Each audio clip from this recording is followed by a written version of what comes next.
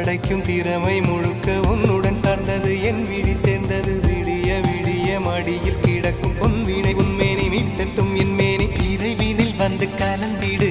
வீரல் பட மெல்ல காணிந்திடு உடல் மட்டும் இங்கு கிடக்குது உடன் வந்து நீயும் உயிர் கொடு பல்லவன் சிற்பிகள் அன்று பண்ணிய சிற்பத்தில் ஒன்று